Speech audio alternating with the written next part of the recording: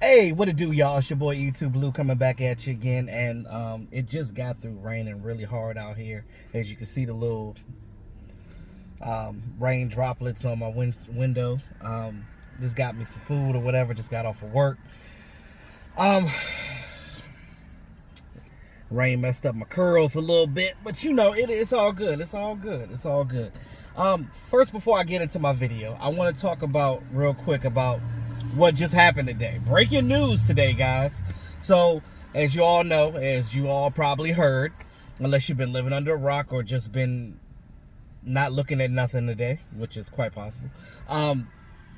Your boy, Pat Mahomes, the quarterback of the Chiefs, signed his big super contract that we talked about.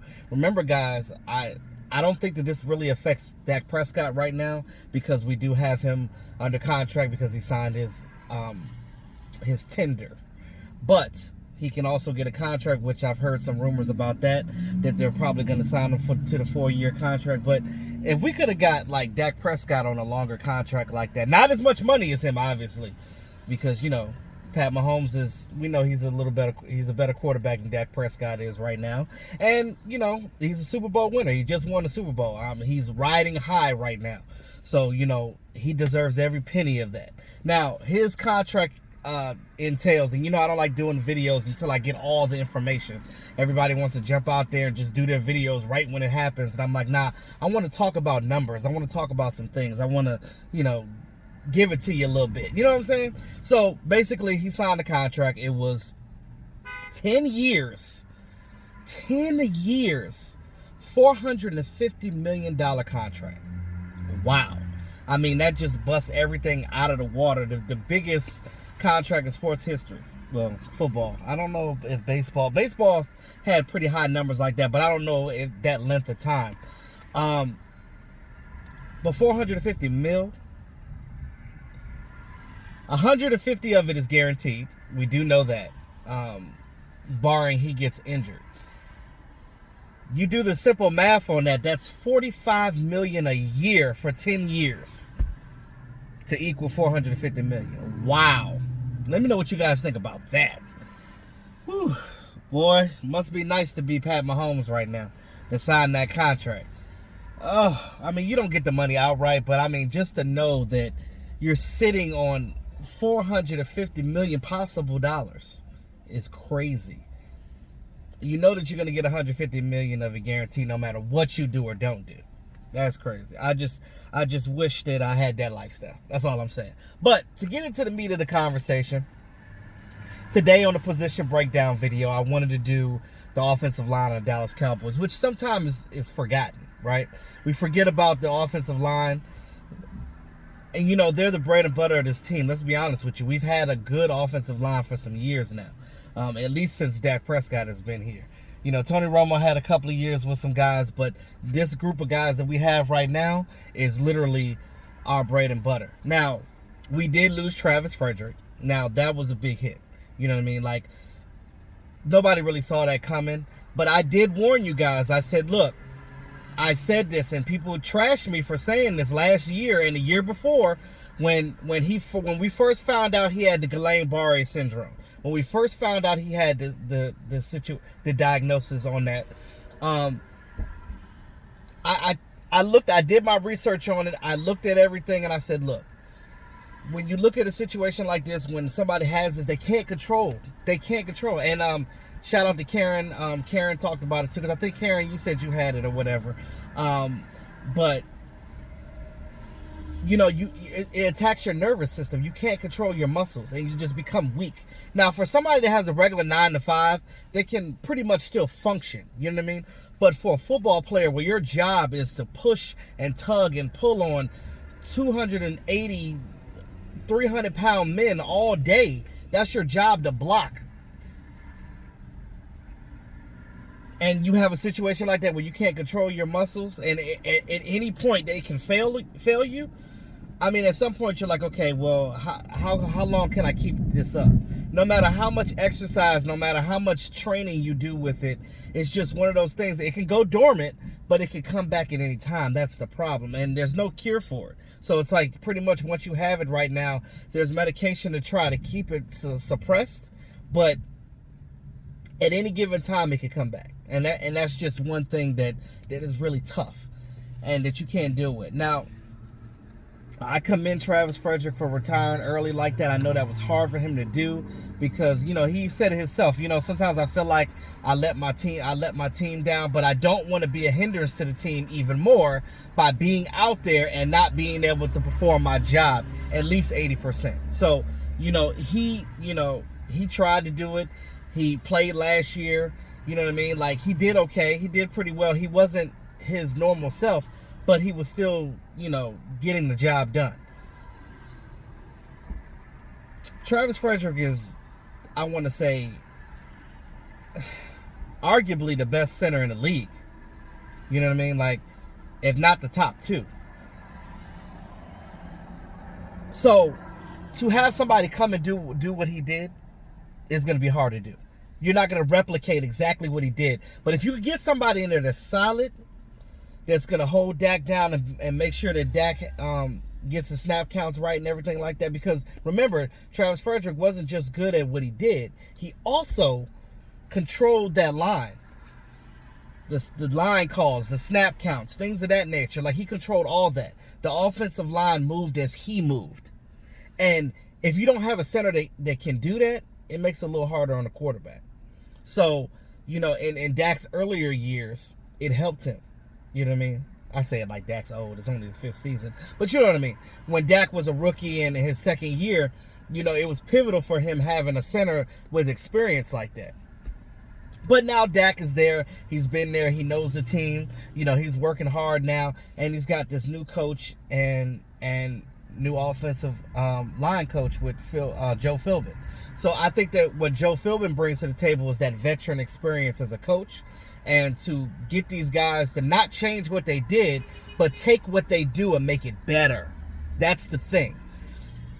Not to come in and change what a guy does, but take what he already is great at and takes it to the next level. That's what a good coach does. And that's what I'll be trying to explain to you guys all the time on this channel for as long as I had it. Now, question is, now that Travis Frederick is now retired, who are you going to get to replace him? Now, we talked about our draft pick that we got this past year in the 5th round, that we took from the Eagles, Tyler Badish, which I like to call Tyler Badass, which ironically came from the same college as Travis Frederick in Wisconsin. Wisconsin now is not only good with cheese and milk, but they produce some good offensive linemen out there. And I'm telling you, it's definitely something to be held. Now, you look at Tyler Badish. Of course, he's not as good as Travis Frederick, because who is at this point? But he's young, he's scrappy, he's got grit, he's got heart, he's got the base to potentially be what Travis Frederick was. And coming from that same college, he idolized Travis Frederick, because if you go back to Wisconsin and you look at, what they were doing out there, and it's like, okay, to see his film all the time as an ex-center from the school that you are currently playing at, or were currently playing at, to see his film, to see his pictures on the wall there, that's something to look at. And now you get drafted by the very same team that he was on. So it's almost like Travis Frederick is handing down the torch to the younger generation. Now, Joe Looney is going to get the first snaps at center, mainly because of the simple fact that he did it when Travis Frederick, he played the 16 games when Travis Frederick couldn't play that season before. In my opinion, Joe Looney did a good job, but again, people are going to criticize because he's not Travis Frederick. It's hard to be Travis Frederick. It's hard to be that great at that position. But I think he did a fairly good job. Now, I know some people like Vosh Lombardi, shout out to Vosh, will probably say, because he was an offensive lineman himself, so Vosh knows, that he wasn't as strong, or sometimes he was up and down, or sometimes it seemed like he didn't put enough effort. But I don't know. I love Joe Looney. I love him even off the field. He's just a great guy. He's a character in that locker room. And from going to Cowboys experience, seeing the fan base, he talks to everybody. He's not one of those players that like, oh, you're not a player or anything. You're just a fan. I'm not going to talk to you. He doesn't shy away from that. He talks to the fans just as well as if he was just a regular fan himself and not actually a player. Like, I like that. I like that in a player. But on the field, though, he still was good. And I think that he's going to get first dibs at that. But if Tyler Badish comes in and shows and proves that he can do better than what Joe Looney did, then so be it. Then he wins the job. Let's not forget about Connor Mcgovern, number 66. You look at Connor Mcgovern, that guy has potential too. So, it's going to be a three-way battle in training camp. And what does this team try to bring to the table all the time is competition. And that competition is huge for this team. To have these guys go out there and just do what they need to do and not sit here and be lax and be like, oh, I don't have to worry about my position. Nobody's going to take my position because there's nobody behind me to take it. But pretty much right now they have competition in pretty much every position. So even the starters that have been here a while, got to watch their backs. You look at the other positions on the line, right? Let's start from the left to right. So we got Tyron Smith, right? Left tackle Tyron Smith. He also had a 10-year contract when he was on his second contract after his rookie contract. But that money back then seemed like it was a lot. But now you look at it, he's like, what, the 8th or 9th highest paid offensive lineman, which is not bad considering somebody that's definitely top 2-3 in the league. Even with his back problems, even with his knee problems. But again, once you get back problems, it's really at a situation where it doesn't really get better. Especially if you're playing football, you're down in the trenches and you're kneeling down like that in three-point stance and got to pull and push and block these other big guys. Like, it doesn't help your back. The only rest you get is in the offseason. So we know that Tyron Smith will probably miss at least 1 or 2 games a season. It seems like that's been the trend. But that's why you got to get you some swing tackles in. You got to make sure that the guys that you have, the backup, are able to go out there. Now, you look at our starters, we got some of the best guys in the league. So your backups aren't going to be that close to them as far as skill-wise. But if you play it the right way, if you play those guys to their strengths, their individual strengths, you can still have a strong offensive line, even though that player isn't as great as the guy that's before him. Now, that's one thing to look out for. Then you have Connor Williams at that left guard spot. Connor Williams had an injury. Connor Williams needed to bulk up a little bit, which he did. I think that give him a chance in training camp, maybe he can keep that left guard spot and he can catch up and be the Connor Williams that we know he can be. We already talked about center. You got your right guard. You got Zack Martin there. Zack Martin, Pro Bowler. Pretty much every damn year he's been in the league. Same as Travis Frederick before he retired. Those two guys were the shit, sort of, as I speak. And Tyron Smith as well. All three of those guys. Those are your top 3. But let's not forget about La'el Collins. La'el Collins is, to me, a future Hall of Famer. If he keeps at that spot and continues to get better and better, I mean, you got yourself you're going to continue to have yourself a great line. But the biggest thing is, because the guys are getting older and they have tendencies to get injured sometimes, is that backup. So let's talk about the backups. So you got Adam Redmond. You got that Henry guy. I think we got, I don't know if he's a free agent or what, but he's on the roster as well.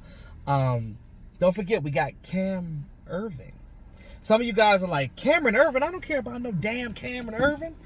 Remember, he was a first-round draft pick for the Browns at one point in time, and he played on a trash team at the time with the Browns. That was when they kept losing. You remember that? So I think that him coming here could be better. He could be your swing tackle. So I think that Cam Irvin could come in there, and he could play a little bit of that position for you. He has position flex as well. So he could come in, and he could take over for Tyron Smith whenever he gets injured and things of that nature. But that's pretty much it. You look, we lost Xavier Suafilo. He went to the Bengals. I mean, you know, Cam Fleming went to the Giants with Jason Garrett. So Jason Garrett was like, oh, I'm going to keep one of these guys. I'm going to get one of these guys up here. So good luck with that. But anywho, that's all I had to talk about with the offensive lineman. Let me know what you guys think about the offensive lineman this year and our backups, and, you know, how we can keep this line great and how we can keep it to where Dak Prescott has the right amount of blocking that he needs. And I think that they'll be good, though, because with Joe Philbin as their offensive line coach, I think that he's basically going to take what they got, because he's not going to do what was that guy that we had, that coach that we had from Cleveland. What was his name? I forgot his name. He was so trash. He came in there talking about some ketchup and mustard bottle and comparing players to ketchup. I don't know what the hell he was talking about. But anyway, he was trash. That's why he didn't stay the whole season. They got his ass up out of there. They gave the job to Mark Colombo. I like Mark Colombo, especially because he played with these guys, so he knew them. But, you know, he went on to the Giants to coach the offensive line up there with Jason Garrett. So, you know, he's got some familiar guys up there with him. So, hey, have at it. But now we have veteran coaches here. So that should help us out tremendously. So let me know what you guys think about this offensive line and the Pat Mahomes deal. So thanks again to all my subscribers, all my new subscribers. I appreciate you guys coming in here. If you're new, make sure you subscribe, hit that notification bell so you can get this content, y'all. It's your boy E2 Blue, always keeping it real. Talk to y'all soon.